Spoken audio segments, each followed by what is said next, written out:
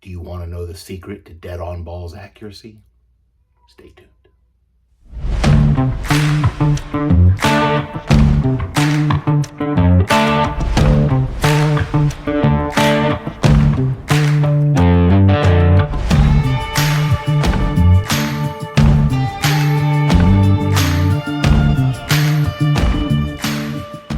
Hey guys, today I want to talk about archery accuracy. And I'm not talking any archery accuracy. I'm talking about you and your quest to achieve that nirvana-like state in your archery zen game, right?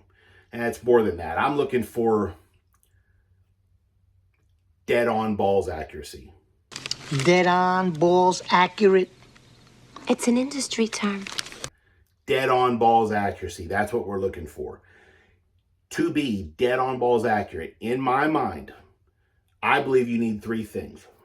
Two of them I'm going to mention now and not talk about anymore for this video. Number one, of course, is consistency. You have to be consistent in archery. Even if you shoot incorrectly, you have terrible archery form. If you have the same terrible archery form every time you fire your release, you can move your pin to where it needs to be to get you on target. I will die on that hill. The second thing that you need to have to achieve dead-on balls accuracy is a properly tuned bow and properly tuned equipment. The right arrow for your bow, the right spine for your bow, the bow needs to be in tune, blah, blah, blah. These things are important. If you don't have that skill set, go find somebody that does. So whether you know a pro or you're a DIY guy, either way, I don't care, get your bow tuned properly. The third thing that I want to talk about today is the mental aspect of archery, how to achieve dead-on balls accuracy, right? See what I did there with the ping pong ball? Okay. So at this point, let me flash a warning, okay? The thing I'm about to talk about is not for you if you are fighting a target panic situation. If you are in the midst of combating that horrible disease, turn it off now. Come back another time, okay? Here's what I did, guys. This is super simple. This is a 6-pack of ping pong balls that costs $3 and something cents, okay? This is a piece of string like you would lay out a form for, concrete. This is just cheap, like contractor string. I drilled a tiny little hole in either side of the ping pong ball. I used a thin piece of wire to kind of make a threader, right? You double it over, you shove it through both holes, you put, right? Does this make sense? String.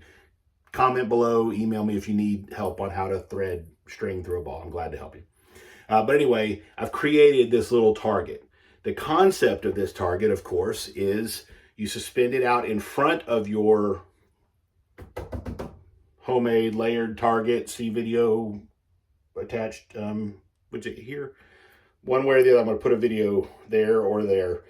Show you about my layered foam target. But anyway, you suspend this out in front of said target, because if you put it up against the target, you're now cheating because it kind of holds it, right? But then you want to, when you shoot, you're trying to hit the ball and you're trying to pierce it and stick it to the target. It's not the easiest thing in the world. This is 4 centimeters, no different than the 10 ring on this, but the 10 ring on that has a 9 ring behind it. So if you miss a little bit or you're off a little bit, this target's got you. This target don't, right? But this is how our brains are wired. This is what we're trying to get our brains to do. So when you've got your float and you're trying to trust that float, you want your float to be small. Where sometimes we get it like here, and then that target panic ensues, and every time you drift across, boom, you're yanking your shot. That's right. So anyway, that's what we're trying I'm trying to teach my brain with this tool to only restrict my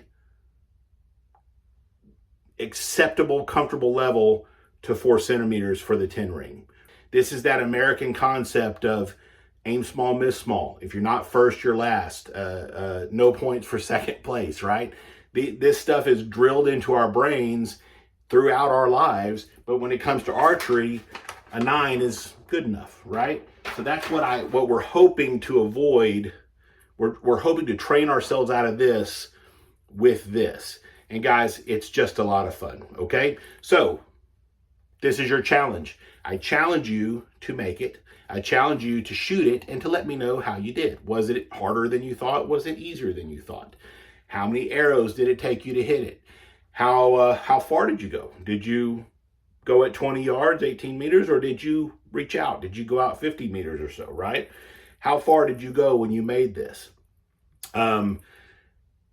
Whether you make this right away or not, I'm going to encourage you to make them. I am having an idea, and I'm going to release that idea in probably maybe my next video.